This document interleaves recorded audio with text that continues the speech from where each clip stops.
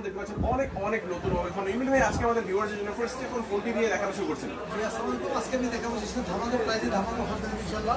আর দেখাবো যে প্রথম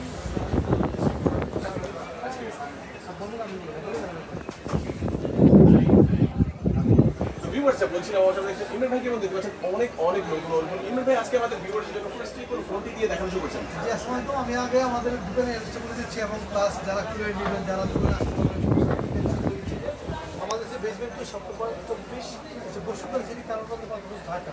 আর এখানে আসলে আমাদের আলিগঞ্জ যে কোনো কলেজে কোনো সব